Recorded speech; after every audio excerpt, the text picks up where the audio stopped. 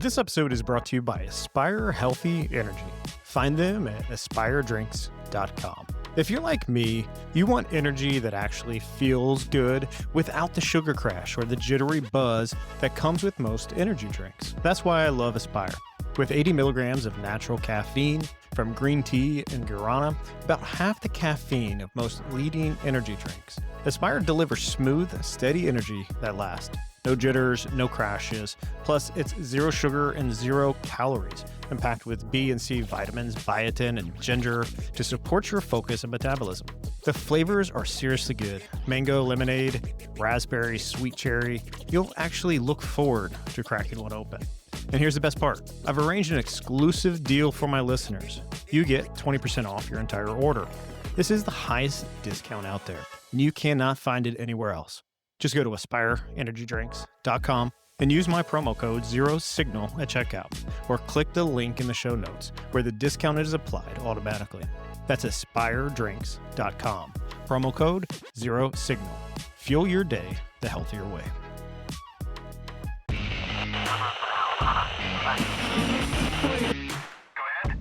You're tuned into Zero Signal, a show about what they won't say and what you're probably already thinking.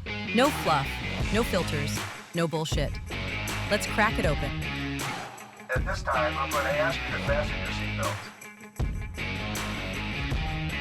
The Grand Canyon. It's more than just a crack in the earth. It's a place that almost demands mystery. Standing on the rim, you're staring into a chasm so vast and layered, it feels like another world. Caves line its walls by the hundreds. Dark mouths and the public will never see. The Park Service keeps them sealed to protect fragile ecosystems, ancient artifacts, and even endangered bats. That's the official story. But when you close off doorways into the unknown, people start asking, what else are they hiding in there? And then there are the names. Isis Temple, Cheops Pyramid, Tower of Ra. Not nicknames from the modern conspiracy forums, but official place names given more than a century ago by a geologist with a taste for the mythology. To the average hiker, they're just about labels on a map. To the conspiracy-minded, they're breadcrumbs, evidence that something ancient and foreign once lived here. Even the sky above plays into the myth-making. Airspace above the canyon is restricted, and when you combine no-fly zones with off-limit caves and secretive archaeology, you create the perfect recipe for the government cover-ups and hidden civilizations. That's why the Grand Canyon is such a fertile ground for conspiracy. It's not just stone and river. It's a canvas for every theory you can imagine. Ancient Egyptians carving tombs into the cliffs. Giants buried in sealed caves. Underground tunnels that connect to civilizations beneath our feet. Some of these claims can be debunked in a heartbeat. Others, well, they'll make you pause. And that's why we're here today, to pull back the layers of rumor and reality, to see what's truly hiding in that giant canyon. So Jay, what do you make of this conspiracy? I really like this conspiracy theory, and I'm inclined to believe a lot of the proposed evidence, a lot of the proposed theories that kind of revolve around it. I think it's a fun one, man, and it's been getting a lot of attention lately. It links back to the Smithsonians and some of these articles back in the early 1900s. So the genesis of this one, at least in terms of the westernized American awareness, starts with a fella by the name of G.E. Kincaid. Have you heard anything about him? Yeah, there's a lot of writings about G.E. Kincaid. Yeah. Interesting fella. Maybe you know more of his backstory than I do, but essentially there's an article published back in April 1508, and he was looking for minerals down through the Grand Canyon. Put the backdrop in the story, Teddy Roosevelt decided to limit access to the Grand Canyon in hopes of preserving it. So essentially what he wanted to do was to prevent mining operations and deforesting operations. The deforesting operations doesn't make a whole lot of sense because there's not a lot of trees out there. It's not like there's timber. But essentially what he was trying to do is keep people from mining gold down in the Grand Canyon. But before all that took effect, G. Kincaid went down there looking for minerals, and I think minerals is a term for gold, before the restrictions took place. So as he's going down through the canyon, down one of the rivers, he sees what he thinks is like a mineral deposit. It's about 2,000 feet above the rock face, and he decides to go ahead and hike up in there. So when he gets there, he sees a cave entrance, and when he walks to the cave, he purported to see Egyptian hieroglyphics, mummies of both regular-sized humans and giant humans. And he said this cavern traveled miles and miles and miles. It was so big, it was purported that it could actually house 50,000 people. So Interesting story published in a mainstream newspaper at the time. Apparently, there's photos, but a lot of those were either taken back to the Smithsonian's along with a ton of the artifacts. And it gets to an interesting twist. So, when he's down there, he's actually exploring this area with the funding of the Smithsonian's. So, he goes back and reports to them what he found. They send roughly 30 to 40 Smithsonian archaeologists under the lead of S.A. Jordan, and they report the same thing. They found hundreds of chambers, all full of not only Egyptian artifacts, but also some Eastern artifacts. They purported to find a statue of Buddha, along with the mummies, and all kinds of gold endowed statues, and just the typical stuff you would see in any sort of Egyptian museum. Yeah, just to level set a little bit back. So, G.E. Kincaid's story originates around April of 1909. And the newspaper that you referenced was the Arizona Gazette, which is a small Phoenix newspaper, published this sensational article. In it, they name Kincaid and claim he discovered this massive cavern system while traveling down the Colorado River. They don't make it like if he was going out there to discover it or just perhaps taking an exposition down the Grand Canyon and runs into it.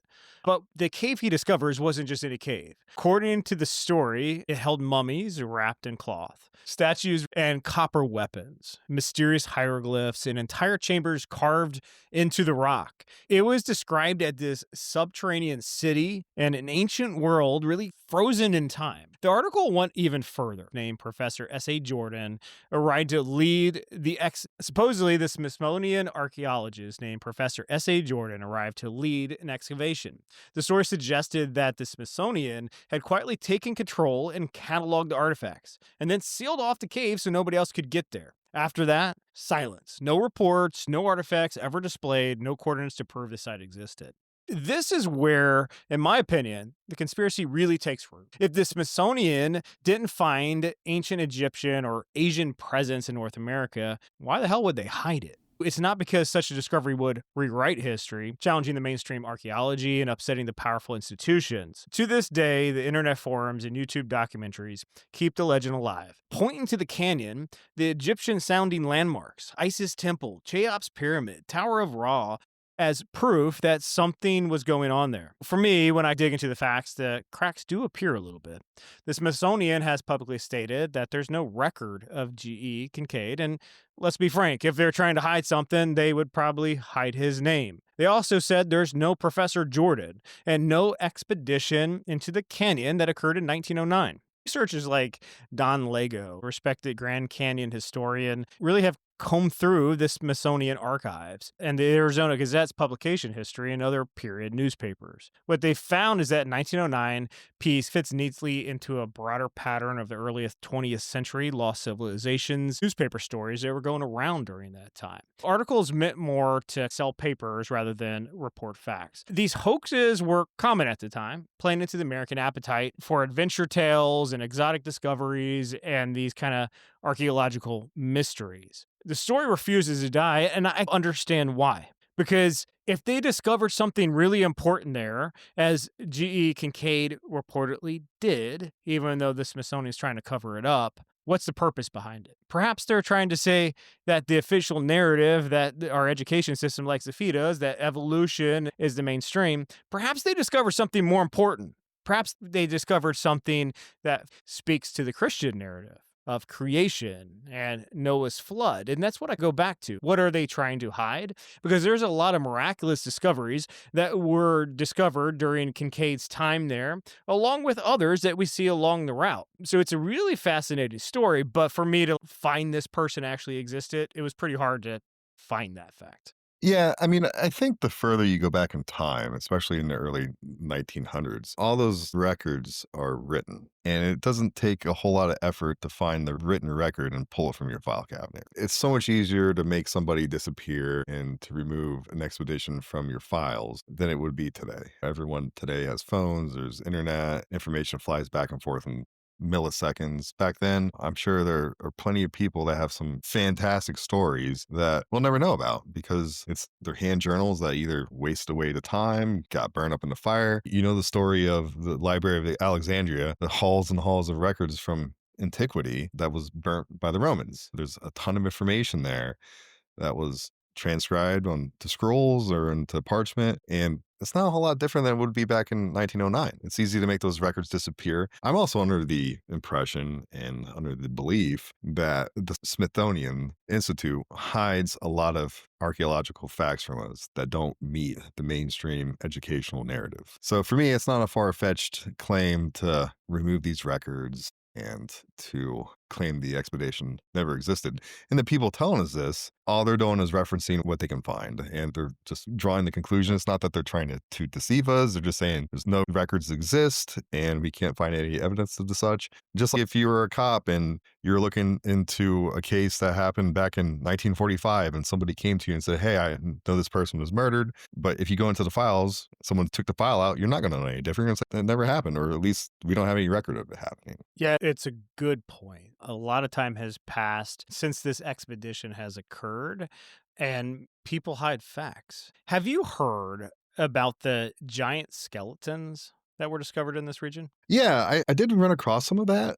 A lot of giant mummified skeletons that were pulled out of the caves. And the claim there, too, is that they were hauled off to the Smithsonian's. And again, we go back to this claim that there's huge underground vaults underneath it that house a plethora of archaeological evidence that don't fit the mainstream. I often think about Indiana Jones. He's in these underground bunkers just full of this archaeological archive that nobody knows exists. And that sometimes I think, and we've talked about it before, that media reflects some of the secrets in society in general. Yeah, and one of the kinds I think about, and we'll circle back to this a little bit later when we talk about the giant skeletons, is I think about the Nephophilia. But we'll circle back to the religious topic a little bit later. But to give some background and what this is going to serve is the greater Smithsonian narrative. Because everything you look at, they want to debunk immediately. So I'm not saying I believe this, but this is information that I've found. And it's in regards to one of the legends of the Grand Canyon that just refused to die. And really to American archaeology in general, is the claim that these giant human skeletons were once unearthed here and then quietly destroyed by the Smithsonian. It sounds like something, as you stated, out of Indiana Jones. Explorers hauling these enormous bones out of cavernous tombs, only for them to vanish in government vaults and never really being seen again. The version most people see online today actually traces back to an article published in 2014. It claimed that the Smithsonian admitted to destroying tens of thousands of giant skeletons in the early 1900s, right around Kincaid when he discovered it in 1908. They say that the story was fiction, but obviously, when you're talking about giant skeletons, it spreads like wildfire across all of your social media platforms, Facebook, YouTube, and obviously your conspiracy forums, kind of stripped of that satire, which is the narrative that the Smithsonian wants to tell people. But obviously, a lot of people want it to be true. But honestly, the giants ideal didn't start in 2014. It was much older than that, stretching back to the 19th century. Newspapers of that era routinely published these tales of giant skeletons discovered in Native American burial mounds, often with no verification whatsoever. Some of these reports may have been deliberate hoaxes, otherwise likely come from the farmers or amateur diggers, misidentifying the bones of Macedonians, or what they call the Macedonians or the Ice Age megafauna, as human remains, and then kind of radicalized as mound builder myths of that time. And, that false ideal that an ancient lost race built North America's great earthworks instead of the indigenous people, and you had this fertile soil of the giant narrative kind of grow. And now the Smithsonian role was to serve the greater narrative. All of this stuff is fake. Don't listen to any of it. Of course, we have records dating back to 1600 or whatever, and they're hiding it. But it seems a little bit weird that we see this repetitive news article coming out where they're hauling these giant skeletons out of the Grand Canyon. I think what we do know is that the Grand Canyon is very old. And that's your definition of how old the Earth is, whatever you want to put that to. But it's obviously been there a really long time. And it's served like our history of the world. It's always been there. So I don't buy the Smithsonian, what the history they're trying to sell us here. It seems a little bit unusual to me that many people are documenting it. It pops up during Kincaid's discovery of 1908, and then it later pops back up here in the 20th century. Yeah, that kind of reminds me of some ancient Native American legends, myths, stories about them actually fighting giants. There's stories, especially the further west you go, the more detailed and numerous they become. But the natives had stories about giants running across the plains, and they were so big they could run faster than buffalo, grabbing them with one hand and run off with them. That's a big freaking giant, big and strong. They're running faster than the herds. They're able to pick one up in each hand, and those weigh what, 1,200 pounds? And scary stuff. And there's plenty of stories, especially going back into the late 1800s, late 1900s, by farmers saying that they found giant bones on their property. They inform the local government, which in turn informs the federal government, which ultimately traces back to the Smithsonian. And they come out, they excavate the bones, and then they're never heard from again. Do I think that they destroyed these giant bones? I don't. I think that if they exist, which I'm inclined to believe that they do, they're warehoused somewhere underground. I don't think everything is housed underneath the Smithsonian's. I've been there before, you've been there before. That complex would have to be ginormous. But I think there are places around the US where they house some of this archaeological stuff that's out of sight, out of mind. There's also stories of the like conquistadors landing on certain islands being met by the indigenous that are 7, 8, 9 feet tall. And typically, most of the time, they were pretty passive, but it was intimidating enough for them to get back on their boats and get the heck out of town. It kind of reminds me, and this is post-flood, and we talk about Numbers 11, and don't quote me word for word on this. It ultimately ended up being the Israelis as they were invading a territory. They were very scared. And what they said was the men were giants, and we were like crickets to them. They were so big that we Yeah, looked like grasshoppers. crickets to them, and they looked like to us. So it tells you that Nephilim survived post-flood, and they were within our world. And these bones might actually back it up. And I think a lot of the world is trying to cover up the narrative of God and hide that away. So I could see that they don't want us to learn about that. Now, it talked about some of the myths that they do want us to know about. So I actually got this off of one of the sites associated with the Smithsonian Institute. And here are a couple of legends that they actually want to tell us about, which they say may or probably not be true. But I thought they were of material kind of interesting value anyways. So one of their first myth is Paul Bunyan's axe created the canyon. You remember Paul Bunyan, the giant axe builder. Now we're talking about giants there. The legendary lumberjack, obviously featured in tales, had a hand in the Grand Canyon's creation. One of the more kind of imaginative myths about the landmark. According to folklore, Bunyan was dragging his massive axe behind him, and it gouged out a deep furrow in the earth, eventually becoming the Grand Canyon. While this story adds a touch of kind of whimsy to the canyon's history, its formation was actually due to a lot of different things. The next one was the giant eagle that saved people from the canyon flood. So this is another obviously captivating myth surrounding the Grand Canyon. Comes from the, and I might butcher this name, but the Hopi tribe, which involves a particularly heroic bird and a very large eagle. It was responsible for forming the canyon when melting ice and comet caused a large flood.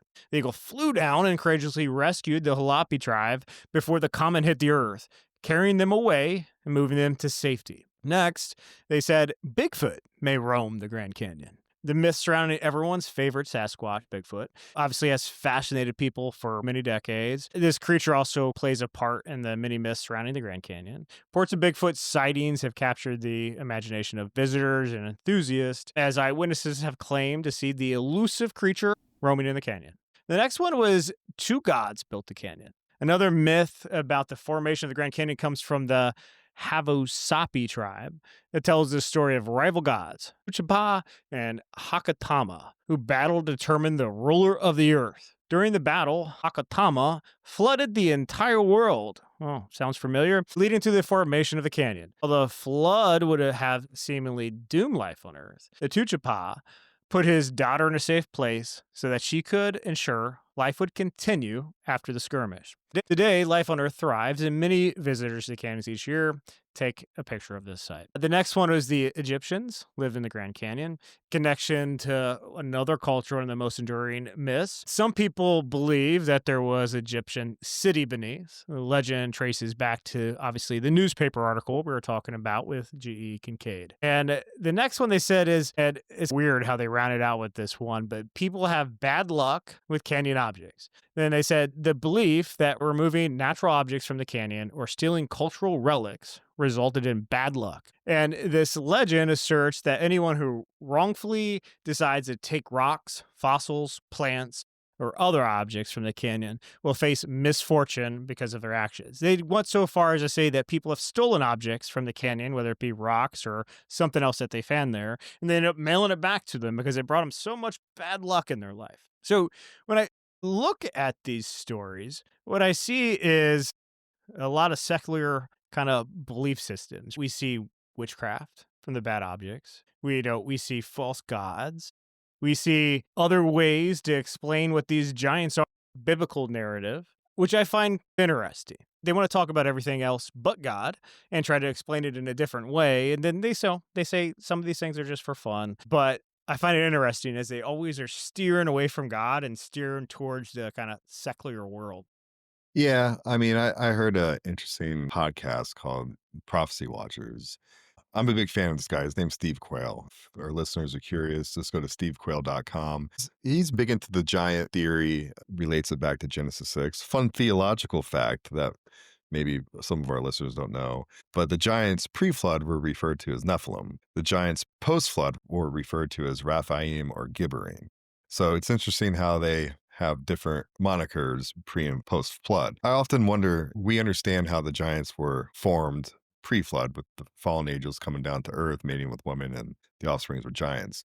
I often wonder, was there another incursion by fallen angels after the flood, or was somebody carrying some sort of remnants of the DNA in their genetic code that kind of created the offspring? I shy away from that theory because God picked Noah and his family because they were perfect in their generations, which in my mind, kind of points to the fact that they were genetically pure. They're Adamites. They weren't corrupted by angelic DNA.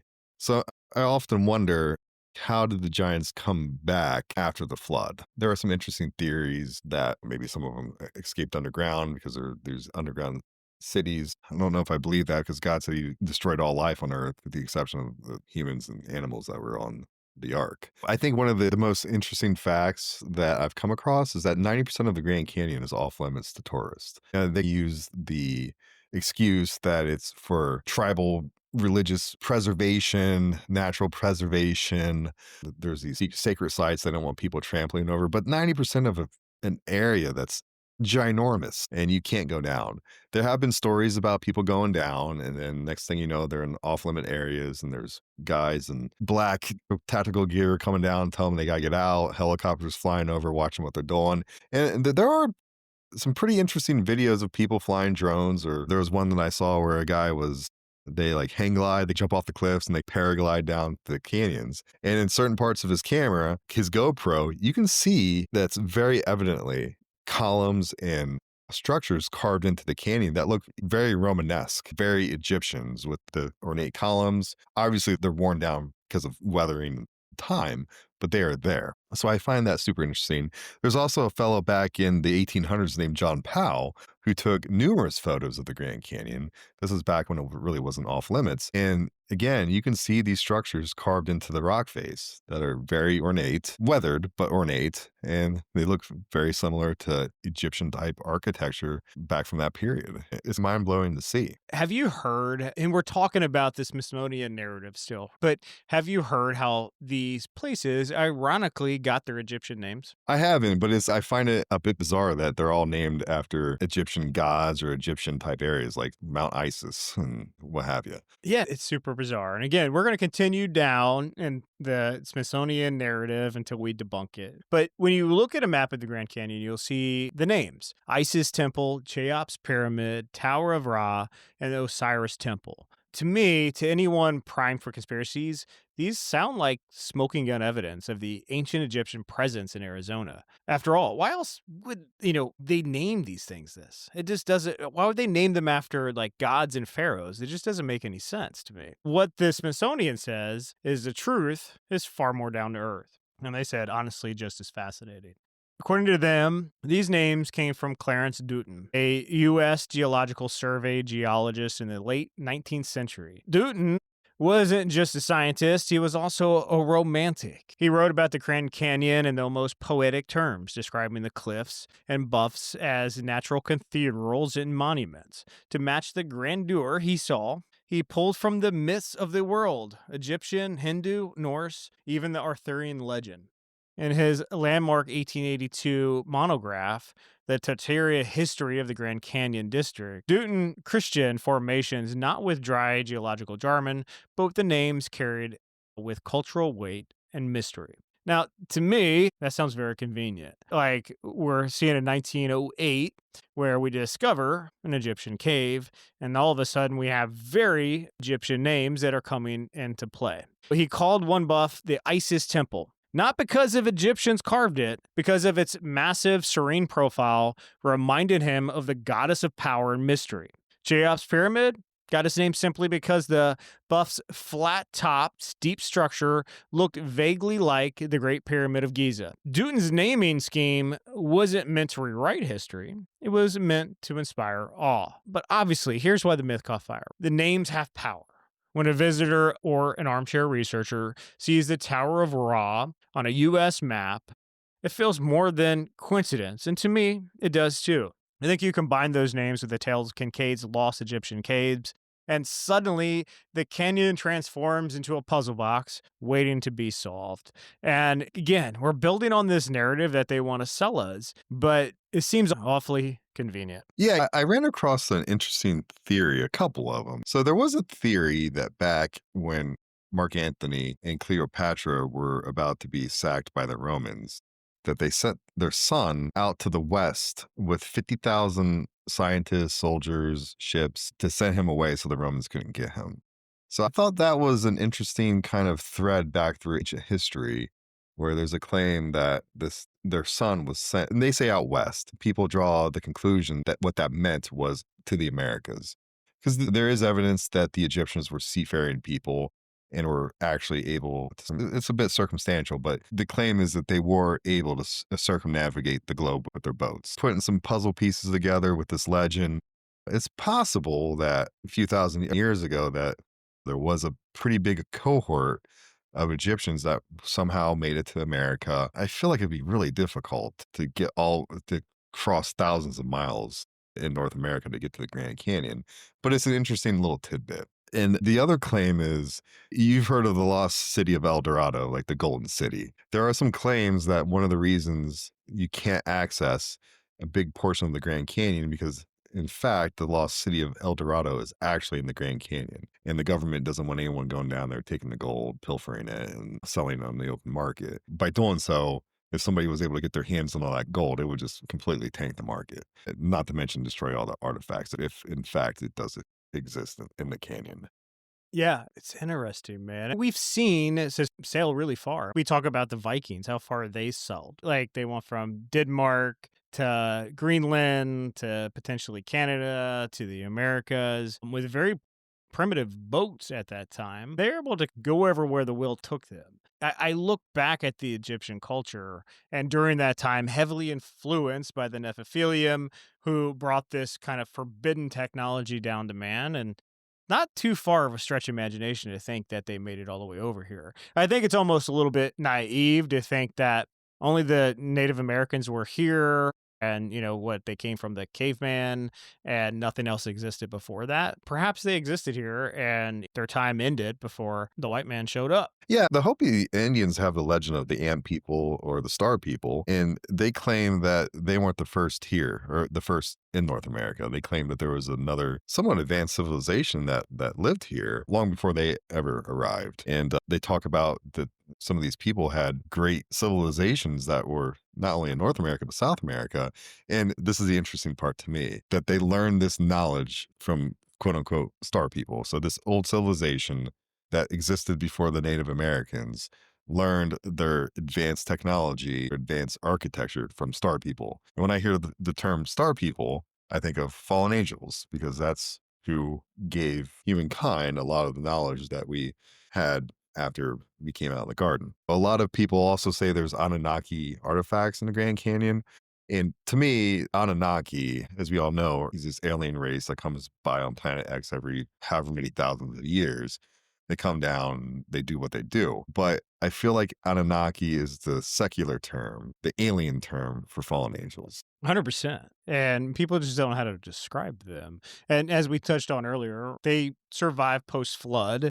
In my opinion, fallen angels slept with women again and produced another offbreed. We saw that when David killed Goliath. I think Goliath was likely a Nephilim of that time as well. So we see the existence of them. Whether they still exist today, I'm not certain. Perhaps they were extinguished when the heroes of the Bible kind of wrote against them and took them out, but perhaps they do. And what we know is evil still exists today. So the fact that they continue to prowl this earth like a lion, much like the devil does today, I don't think it would be unheard of to have more Nephilim around. But you're right. I think the Anunnaki was just a worldly, secular kind of viewpoint for what these creatures ultimately were. Now, when we look at the Grand Canyon, it's a marvel. The Grand Canyon is riddled with caves, literally hundreds, if not thousands of them, tucked into the cliffs and hidden into the side of canyons. Most visitors, most people on Earth,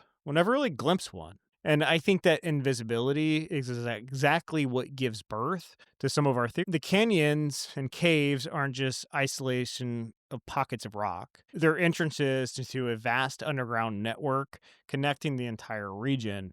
And some even imagine these tunnels leading to buried cities, ancient vaults, or lost civilizations. And in many cases, I've seen where they discovered tribes and different things that were living in the bottom of the canyon. And I think that's what's ultimately fascinating is regardless of what the Smithsonian is going to tell us, regardless of what our history is going to dictate, there's a whole hell of a lot of history down there that's worth discovering. And these are the places that I always say, Jay, that instead of shooting rockets off the moon, we should be discovering this stuff, man, because it's super fascinating. Actually, tell us the details of what's going on down there instead of hiding it from us. Yeah, part of me thinks that they don't want us to know because, again, we go back to this Rothschild official education system that the West kind of works under. And we have a very regimented way history is taught. It's very compartmentalized. Like the Egyptians were here and that's where they stayed. Like the Europeans were there and that's where they stayed. And Native Americans were here. And there wasn't a whole lot of traversing the globe and intermixing of cultures outside of in certain localized areas like in Asia or Europe. But I do think there's evidence to suggest that a lot of these more advanced civilizations did travel far and wide, did have prolonged and protracted interactions with cultures that were thousands and thousands of miles away. And I kind of want to circle back to even the more modern day stories of giants. So I'm sure you heard about this, but in Afghanistan, there have been several purported stories of soldiers coming across giants out in the battlefield. There was one that was pretty popular. And if you look at Afghanistan, it's super mountainous. There's a ton of cave systems, not unlike the Grand Canyon area. And there was one story where I think it was a ranger team went up on patrol. They never were heard from again. So they sent another, I don't know if it was a Marine squadron or another special forces squadron to go track them down. And as they get up this mountain, they see the body parts of soldier gear and they just know they're dead. So as they're approaching the cave entrance, these guys said that they saw like a 10 to 12-foot giant run out, throw a spear, impale one of their buddies, and then in turn, they opened up fire and decapitated this giant. And when they reported it, a helicopter came in, they hooked it up to a cargo netting and flew it out. And there are a handful of stories, even in the modern era, where people run across these giants. A lot of tribes still in certain parts of South Asian island area where they claim that giants still exist, but they live very remotely. A lot of the theories are that most of these giants live in cave systems and they come out to eat 99 times out of 100. These giants are cannibals. They eat humans. They hunt us at night. I do think in the past that they were much more numerous. They actually had their own societies. I think a big part when you read the Bible, you brought up the story of Moses and going into the promised land. He sent out the spies to go into Canaan. And when they came back, I'm just reiterating what you already said. They came back and said, these people are huge. We're like grasshoppers to them. And that's actually what set them back out into the wilderness for 40 years because they doubted what God could do. But eventually, when they got back to the promised land, Joshua took control.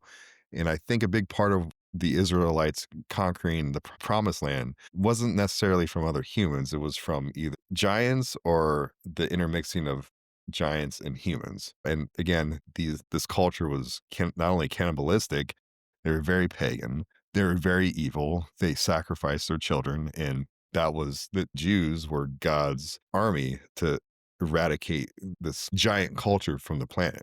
It's interesting because if you look at the stories of the Nephilim, they were cannibals. And they did eat people, which is interesting how it syncs up with that story that you're telling us now. I don't know, man. It's funny because when we look at the Smithsonian narrative, they want to point to Bigfoot. We know Bigfoot's not a real thing, but they want to point to Bigfoot instead of pointing to Nephilim, which is probably the better answer that we're seeing there. Now, obviously, that's not where all the stories end. Have you heard about the UFO connection to the Grand Canyon? Please tell me. The 1950s brought a new kind of story, right? Lights over the canyon, glowing orbs that hovered, darted, and then vanished. In the Cold War moment, when Roswell and Area 51 were already fueling the people's imagination, the Grand Canyon became another suspected UFO hotspot. One tale even claims a researcher, Dr. Elizabeth Carter, led an expedition into a cave where she documented alien-like carvings and picked up strange energy readings. Now, to believers, this was confirmation, not just ancient rituals, but alien contact. And to skeptics, Carter herself may be legendary, as the carvings more myth than history. Now, according to the legend, Carter's team didn't just explore, they experienced. In the cavern, they supposedly discovered text and artifacts describing ways to expand the human consciousness, awaken hidden powers, and even bend physical reality. The cave, they said, pulsed with an energy that magnified meditation, awareness, and psychic sensitivity. Now, was it a suggestion, a hallucination, or the canyon itself amplifying something dormant in the human mind? Don't know. Whatever the case, the story paints the cave that could unlock superhuman potential, which became part of the canyon lore. This is where the story shifts from the strange to the cosmic. Deeper still, Carter's team claimed to find a machine, an impossible device of gears, glowing crystals, and humming energy. To her, she said its function was to bend time itself. Inside the cavern, time slowed, stretched, and according to her, looped. The researchers reported glimpses of the past and then visions of the future. Some even claimed hours outside passed as only minutes inside this cave. Now, whether fantasy or allegory, the tell plays kind of into humanity's oldest fascinations of controlling time itself. The explorers, it said, encountered an energy being, a guardian of this canyon, who revealed to them humanity's true single purpose. Not just to survive, but to evolve into a consciousness that contributes to the cosmos itself. Every thought, every act, it said, ripples outward into the universe. Now, for Carter and her team, this encounter reshaped everything they thought they knew about life, destiny, and the canyon's hidden role, and ultimately our human story. The legend ends with Carter and her team keeping the cavern's discoveries top secret, guarding them until humanity was ready to receive them. Whether now she or the cavern ever existed is another matter. There's no artifacts that I could find, no scientific papers, no independently verified accounts. But this story lives on and it's retold and remixed and reimagined, which I find super interesting because we're seeing these lights, we're seeing UFOs going on a time that's fairly hotly contested with Area 51 and people seeing these things out there. And then you have this person who, again, is unverified that goes into this. And we're once again, it feels like we're talking about Blue Beam or Project Invisibility, but we're talking about time travel again. Yeah, the first thing that comes to mind when I hear that story, so two things come to mind. First one is I do believe that pre-flood there was advanced technology that is completely different than today, but ultimately very similar. It just looks different in how it's presented visually and what it's made of. Second one comes to mind is whenever I hear of someone saying that our purpose is to evolve into the cosmos, again, now we're not pointing to God and his purpose for us, but we're pointing to some sort of cosmic elite or cosmic cabal that says it's time for us to evolve and ascend and join this galactic federation. So that always raises a red flag to me. That just feels like a satanic deception where it just drives me nuts, man. It's whenever you hear someone saying, I talked to an angel, and the angel told me this is the true interpretation of the Bible, or I'm adding to the message, my radar starts to ping and head starts to catch on fire. But If there was and there's been plenty of stories about them finding some ancient sort of technology in these caves, just like in Antarctica. People say that there's ancient technology that was found. The Grand Canyon, ancient technology that's found. I just think if it was found, if it is there, it is stuff that happened before God flooded the world. And now as we advance and as we grow more numerous in population and as we're able to traverse and explore the planets, we have a higher likelihood of finding this stuff. And it all seems it's interconnected.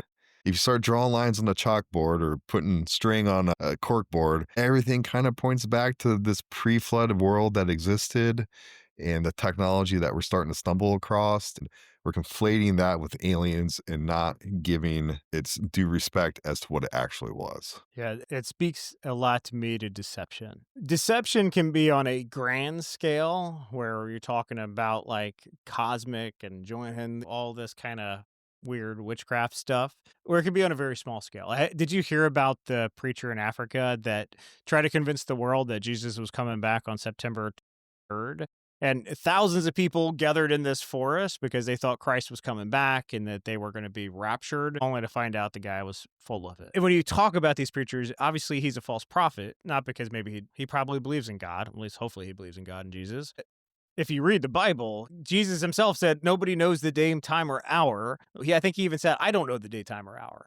So clearly, this preacher's not going to know Yeah, it. So only if the you Father read does. yeah, only the Father knows. So clearly, if you're reading your Bible, this guy's a false prophet.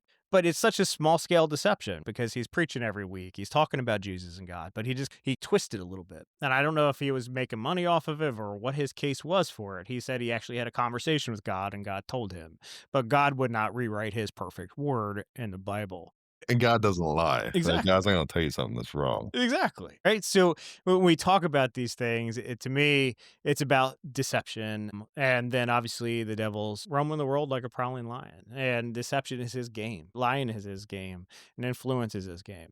But sometimes we see political figures that want to deceive you for their own ends and purposes. Now, there are a couple of things at the Grand Canyon where the government would want to lead you away from. So I think it's a good point to talk about uranium mining. Uranium might sound just like another dry mining term, but around the Grand Canyon, it became one of the most potent lightning rods of controversy. The uranium conspiracy isn't total fantasy. There's a legitimate mining history there, real political friction, and genuine concerns about groundwater and sacred sites. Here's what I found out. So they picked up strange energy readings. Now, to believers, this was confirmation, not just ancient rituals, but alien contact. And to skeptics, Carter herself may be legendary, as the carvings more myth than history. Now, according to the legend, Carter's team didn't just explore, they experienced. In the cavern, they supposedly discovered text and artifacts describing ways to expand the human consciousness,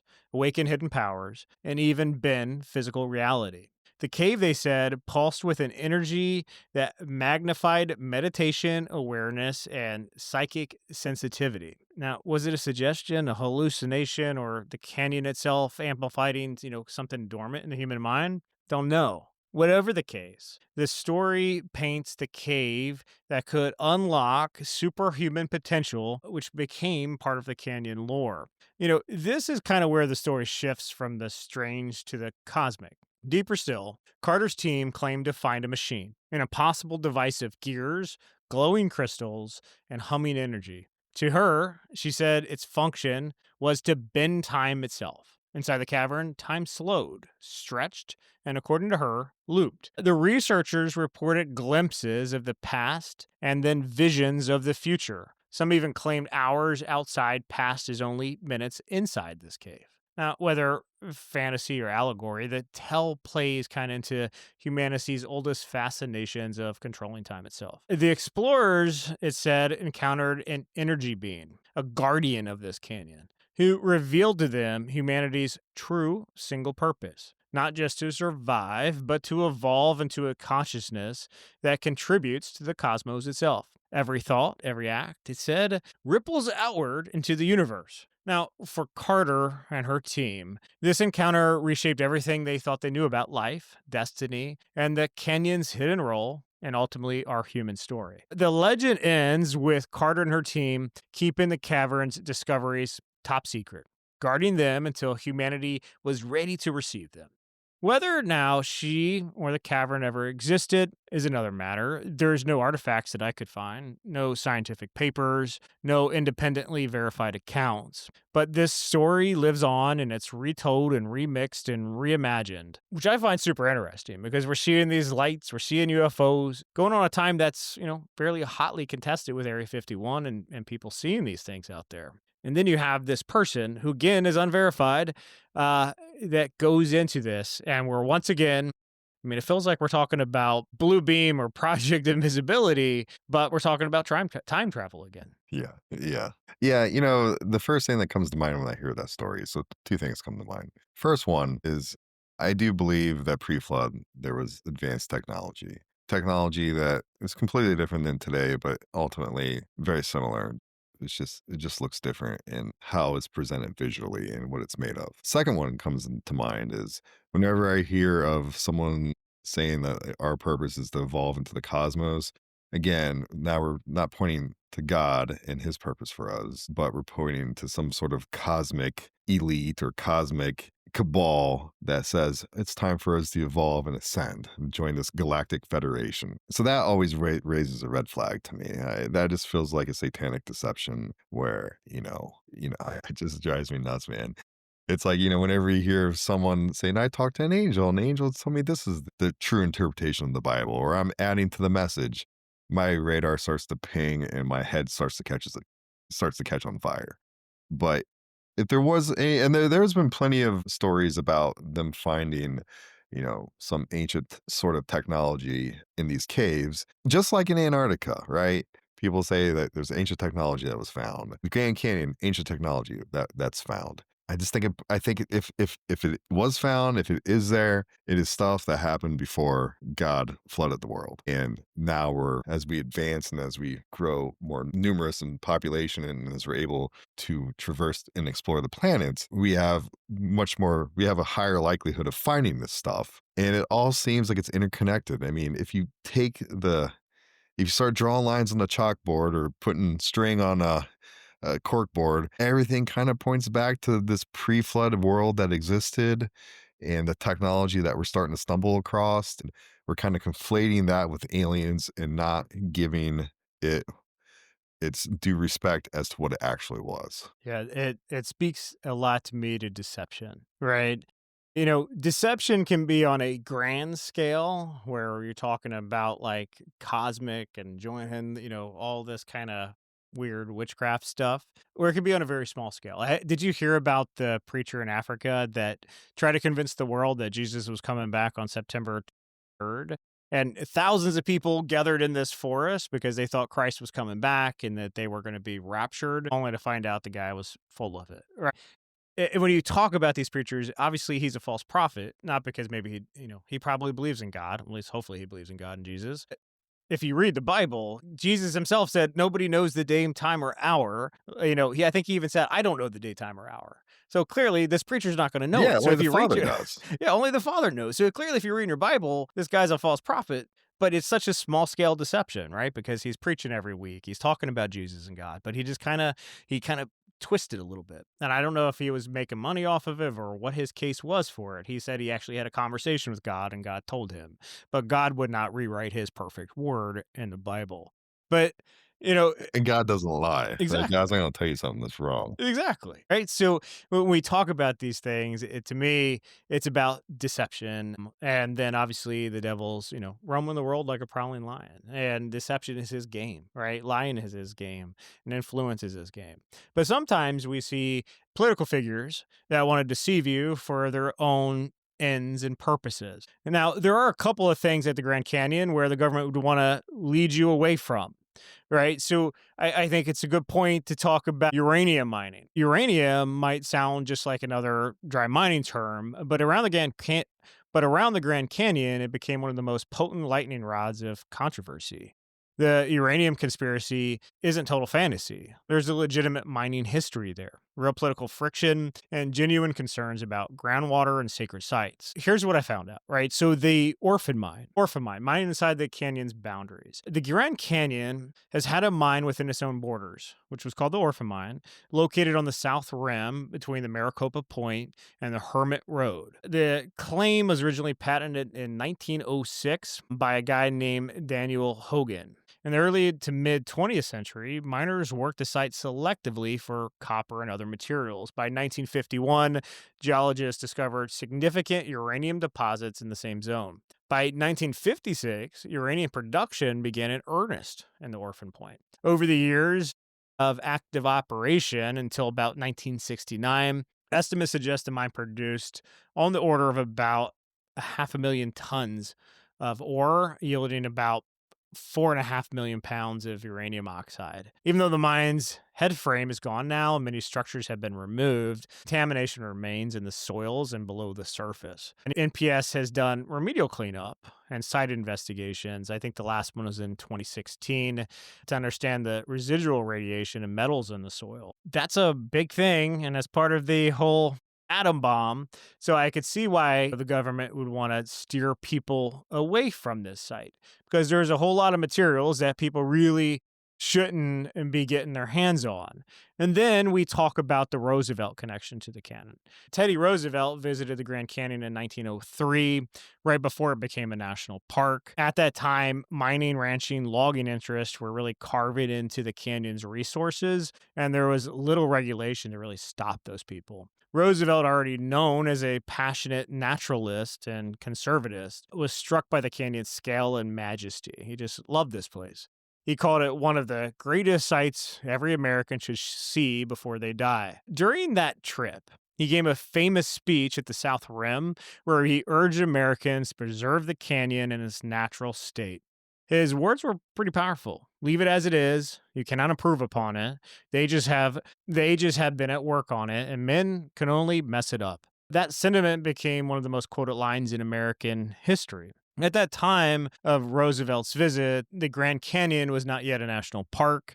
The movement to protect it was very controversial, and powerful business interests wanted access to the minerals and timber that were there. But ultimately, Roosevelt got his way, and in 1906, he signed the Antiquities Act, which gave presidents the authority to designate national monuments. And by 1908, using the power of his presidency, Roosevelt proclaimed the Grand Canyon a national monument and pretty much protected the entire thing. And I think this was the kind of the turning point where, although it yet wasn't a national park, Roosevelt's action effectively put the canyon off limits to all commercial business. So we see it right around this time when discoveries are happening that everybody's vying in for control. Everybody wants to mine it. They want to find these valuable resources. Some of them are very dangerous. And the president, who is a naturalist, doesn't want anybody there. He wants to preserve it, which I find a little bit interesting. Now, why did he want to preserve it? I don't know if he was a man of pure beauty. I can never really trust the presidents that we have sitting in office. Maybe perhaps he had ulterior motives, but there was a lot of power struggles going on during this time of Kincaid's exploration, during the presidency, during the businesses, during the mining operations that kind of throw history into a scatter during those moments. Yeah, it definitely is interesting. I tend to lean to the side of that there's definitely something down there.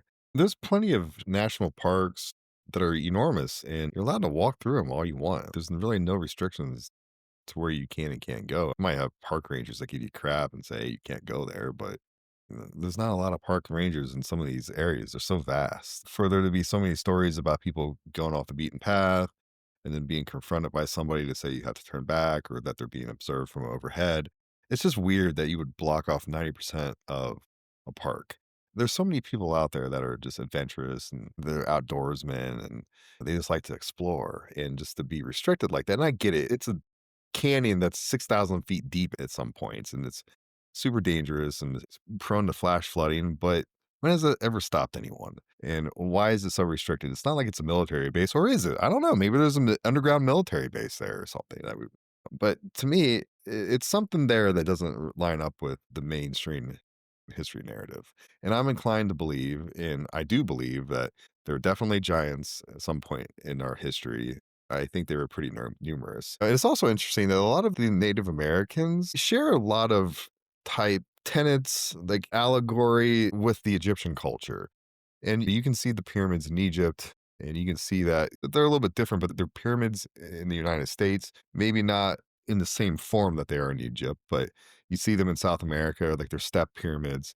It just points back to me that there was once a worldwide civilization that had very similar architecture styles. They varied because I think, again, pre-flood, I think there were a lot of people, a lot of giants, a lot of plays on how architecture should manifest, just a lot of cultures in general, even though I think everybody shared the same language. I think it's fascinating how everything interweaves together. But then the modern historical narrative is that somehow this all came up individually by itself. Each culture did these things without influence from any other culture. And it's just interesting that even these Native American tribes have these stories about the star people, the ant people. Like the Hopi have a myth about a great cataclysm, and these quote unquote ant people ushered them underground to escape this cataclysm. And a lot of them have these serpent rituals. A lot of them have the same symbolism with the snake eating its own tail. What are the odds, man? Like you're separated by a massive ocean, thousands and thousands of miles of land,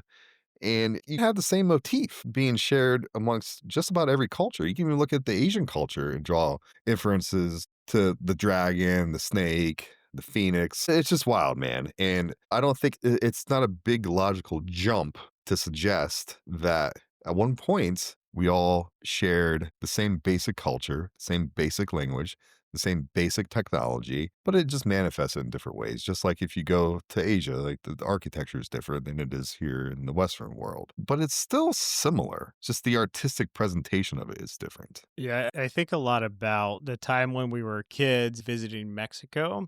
When we went to the Mayan pyramid, and me and mom hiked up to the top of Chichen Itzu, if I'm saying that name correctly. I think mom would probably tell the story way better than I can because I think she was like kicking your ankle because you sprained your ankle or something the night before. You couldn't hike up to the top of it. Lucky for me, I didn't because I don't think you can actually climb that pyramid anymore. But it makes me think about it because the Mayans existed just south of Arizona, where the Grand Canyon's located, one of the most powerful kind of native tribes within that region, and it just collapsed immediately. We knew that it spread across South America, across Mexico, likely into some parts of North America as well, and nobody knows why this civilization of millions upon millions of people just completely disappeared. But they knew there was some type of weird upheaval that occurred as well. But just bring it back to one of your points is I can almost understand where the government's, we don't want you to go hiking down there because we don't have to come rescue you, like climbing down, why it's off limits. I get some of that because rescue operations are expensive. And if you get lost, people are going to feel obligated to get you. So I get that little kind of micro thing of it. But why can't people fly over the Grand Canyon? I find that one of the most fascinating things. So I did a little bit of research of this, and the canyon is covered by a patchwork of special flight rules, areas and zones where planes and helicopters have to follow strict routes, altitudes, and timings. But the reasons for these rules are neither what they say exotic or unique. They just come down to two things: safety and sound, which sounds ridiculous to me. They're saying airplanes are going to cause too much noise over the Grand Canyon, and safety. They point back to a story in 1956. At that time, obviously, the air traffic control was primitive compared to what we have today. Two commercial planes, the TWA Super Constellation and a United DC-7, were both flying cross-country when they collided directly over the Grand Canyon. All 120 people on board were tragically killed. It was at this time the deadliest airline disaster in U.S. history. The wreckage still supposedly rests in remote corners of the canyon. And they say the crash was the turning point. Public outrage pushed Congress to overhaul the entire air traffic control system, and out of the tragedy grew the modern FAA and the national system of regulated skies we take for granted today. So when you hear about no-fly zones over Grand Canyon, what you're really hearing about is the regulations which were written to prevent another disaster. But we do have a very sophisticated FAA today. And those regulations still exist today where there are no fly zones over the Grand Canyon. Now, to me, that's don't fly over the Pacific because you might crash into the water, or don't fly into DC because a helicopter and an airplane collided together. It doesn't make a whole hell of a lot of sense to me. I think it adds a little bit of conspiracy to this story. Yeah, that doesn't make a lot of sense to me, man. That almost seems like a really crappy excuse just not to have somebody fly over. You look at the airports, like you have dozens of planes flying within hundreds of meters of one another, taking off, landing, taking off, landing. You're going to restrict an area just over the Grand. Why don't you just restrict all the airspace all over the whole world at that point? That seems like a pretty crappy excuse to, and unbelievable at that. Planes crash in the Alps, they crash in the forest of the freaking Amazon. You're never going to get that stuff. You're never going to recover that. But just sporadically, let's just pick the Grand Canyon. I think it's just because they don't want people taking pictures, man. I think I have my opinion what I think it is, and we'll get to that. But that's it's like saying you can't have your car key to drive your car. You can just look at it in the driveway. It's super weird. Like, you can't fly over it, you can't walk where you wanna walk, you can walk where we tell you to walk. I just find the whole thing strange. What it is, ultimately, Yeah. I have my opinions, but it's strange. They don't even let you fly drones. The drones are what, a foot by a foot if you're lucky? You can't fly a drone through the Grand Canyon. Why is that? Are you afraid it's gonna crash into a helicopter or a jet plane? There's something they don't want you to see. Let's just give them the benefit of the doubt and say, we don't want you down there because it's too dangerous. We don't have to come rescue you. Fine. I want to fly my drone that maybe has, I don't know, let's just get an advanced drone that you or I could buy for 10 grand. And maybe it's the size of, I don't know, half the size of a car, a couple 100 pounds. Let me fly at 100 miles then. Why can't I do that and take pictures? There's something there they don't want you to see. And that's the only thing I can come up with. Exactly, and when it comes to the Grand Canyon, it does have a darker known history as well, and it involves a lot of people vanishing there. Disappearance in the canyon, in my opinion, and what I read about, are very real. Every year, visitors underestimate the terrain, the heat, the power of the river. Some cases have been solved with tragic endings, and kind of others remain mysteries. Two of the most famous examples that I could find that kind of bookend nearly a century of speculation. And here's the first one. In 1928, newlyweds Glenn and Bessie Hyde set off down the Colorado River on their honeymoon adventure. Their boat was found floating intact. All their supplies that they brought with them were still on board, but Glenn and Bessie were gone. And to this date, their fate remains one of the canyon's most enduring mysteries, because boat was completely fine. They must have gotten off or gotten taken, but they were simply gone.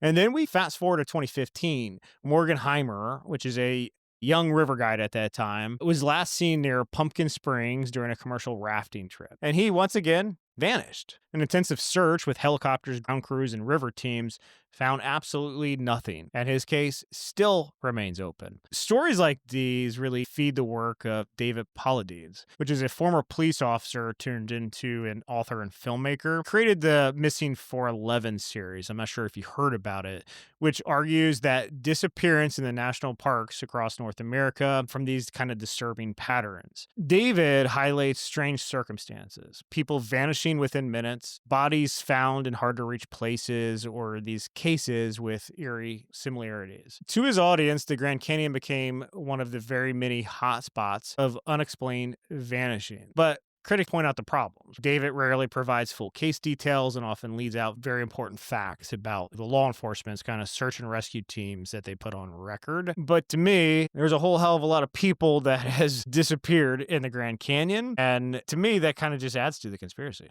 Yeah, sometimes I wonder if you're going down a river and you see a cave, and if what they say is true, these cave networks are large and vast, you have to be pretty intrepid to be going down on a raft in the middle of Grand Canyons. My assumption is that you have this high need to know, high need to explore. And sometimes I wonder, hey, if you or I are rafting down the Grand Canyon, we see a cave after all the podcasts we've done, I'd want to go and look. I'd want to explore. And if there's this huge, vast network of caves, if you get more than 100 feet or couple hundred yards in there, you may take a wrong turn and never find your way out, especially if you're not leaving some sort of trail behind you. And who knows what's in those caves? Could there be wild animals? Could there be methane gas pockets that you just go in there and you die from CO2 poisoning? Could there be, I still think there's giants. I don't think there's a ton of them, but they live underground. Who knows what's in there? It's scary to think about, and it makes you not want to go into a cave, that's for sure. But I tend to think that some of these missing cases are the Grand Canyon is prone to flash floods, and they happen very quickly. That region is fairly arid. And when it rains, where's the water going? It's going to find the lowest level to go to. So as it's coming over the cliffs, as it's pulling up in the water, I could see how you could get caught up in a mean rapid and get tossed overboard and sucked down the river. Some of these I think are pretty explainable, though weird, but I think if you think of it logically, there's a lot of just mundane things, not mundane, but a lot of easy explanations to account for some of these missing people. And I think going into a cave is probably the likely outcome of some of these cases, and they just can't find their way out. Yeah, it reminds me of, I don't know if you ever went to it, the Mammoth Caves, which I think is in Kentucky, if I remember correctly. Yeah. And in my early 20s, I did some spelunking there. You could go on adventures and go explore around, which was very exciting. But the further, and they tell you that a lot of these caverns, like you can find a vein that nobody's ever discovered before because the pathways are fast and just unknown, at least at that time. And the further I would go down there, the wetter it would obviously get. Then at times, there sections of the cave would be flooded, so you'd have to find an alternative pathway. And the further I got down, man, my anxiety would just kick off and the walls would get very thin. I don't know if you've ever been in those caves where like you have to like shimmy through in order to get through the portals. I don't know how people do it because I would go down there for 40, 50 minutes and I'm like, I'm ready to go back up to the top. I'm tired of squeezing through these rocks and getting claustrophobia. Dude, I probably couldn't fit in half the holes, man. I'd be like, yo, yeah, that's all you, big dog. I'm not trying to squeeze through that. The only way you can see is with a headlamp, and I'm like thinking of bugs and bats and everything else that could be crawling around there. That's Yeah, pretty dude. creepy. I like exploring, but I like to be able to move. Exactly. Dude, I gotta ask, what do you make of this? What do you make of the Grand Canyon? What do you think it is? It's an interesting theory. I think when we stand at the edge of the Grand Canyon, we're ultimately looking at more than just layers of stone. I think we're looking at a witness to history. And for many Christians, myself included, that history is not millions of years of slow erosion, but the story told in Genesis, the account of Noah's flood. Scripture records a global cataclysmic event in which all the fountains of the great deep burst forth, waters covered the earth, reshaping the land in ways both dramatic and permanent. I think to believers, the Grand Canyon is one of the clearest testimonies to that event. Its sheer wall displays miles of stacked stone, which is sandstone, shale, limestone, laid down quickly by floodwaters that swept across all these continents. What the things they found down there are marine fossils high on the canyon walls, which to me point to a time when the ocean covered the now dry Arizona desert. And the canyon itself, rather it being carved slowly by the Colorado River over millions of years, it's my belief it was cut rapidly as the floodwaters receded. Imagine the unimaginable force of water draining off the continent, rushing, scouring, slicing through the rocks. In that light, the Grand Canyon is not just a symbol of deep time, but of judgment, and also of God's power and mercy. For the flood narrative ends not in destruction, but in the covenant, the rainbow, the promise, and such judgments would never come again by way of water. I think looking through that biblical lens, it changes the canyon from this geological curiosity to a spiritual monument. It tells us that the Bible's history is reliable and that God's word explains the world we see today. And that canyon is not just a wonder of nature, but a reminder of God's sovereignty over creation and human history. Now, I think from a conspiracy standpoint, I'm of the opinion that there's probably some Nephilim activity that occurred there, is occurring there, or had occurred there, and it explains some of these artifacts. I think the Smithsonian is unreliable, and I think they're not telling us all the details that were uncovered.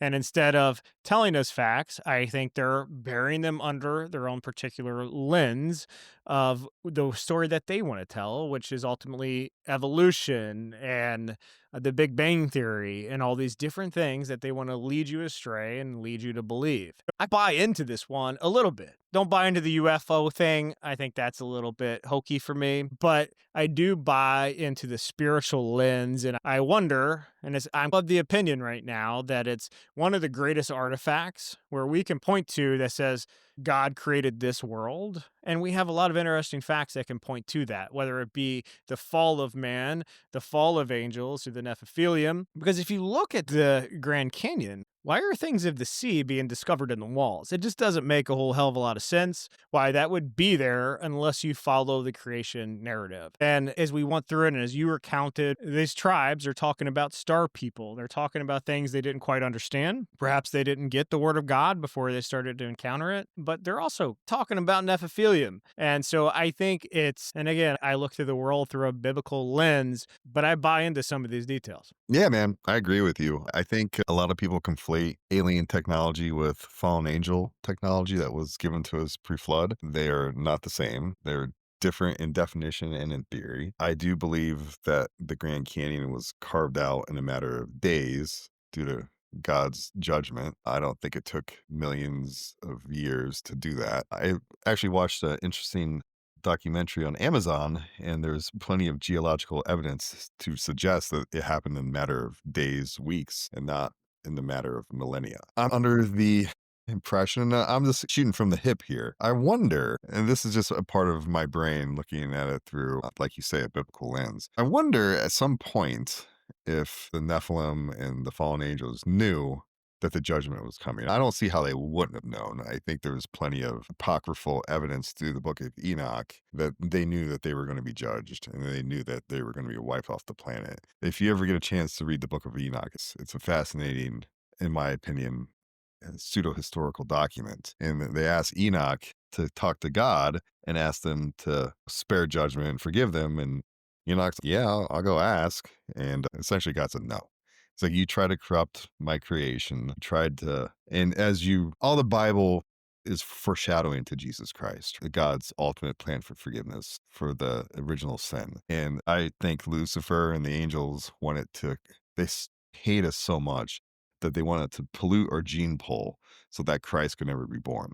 Not that I think they knew it, but I think they just hated God and God's creation so much that they just didn't want it to exist. So they came up with this plan to essentially make it their own by injecting their own DNA or genetic code or whatever they had into us. And God's, nah, you think you're doing something wise and you think you're doing something sneaky, you don't even know the plan.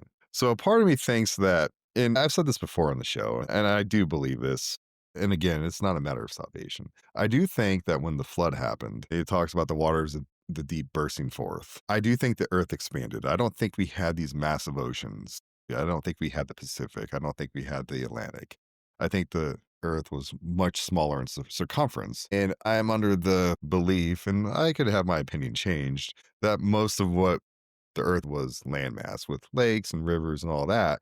But you didn't have these vast oceans. So people could traverse the earth much quickly because it wasn't as large as it is now, at least in terms of its diameter and radius. But as the flood happened, it split apart, it grew larger, and that's where a bunch of these oceans came from. That's why I think that there's a lot of similar archaeology, a lot of similar stories and technology. But a part of me wonders, and I know I'm being a bit long-winded here, I wonder if the Nephilim and the fallen angels thought they built underground cities that somehow they could ride out the flood. And I think it's interesting how the Grand Canyon was carved out so quickly. And I think it exposed parts of these underground cities that have these ancient ruins, these mummies, a lot of this proposed ancient technology. And God was like, nope, I'm going to carve this out. Here's your stupid city. You guys are all dead.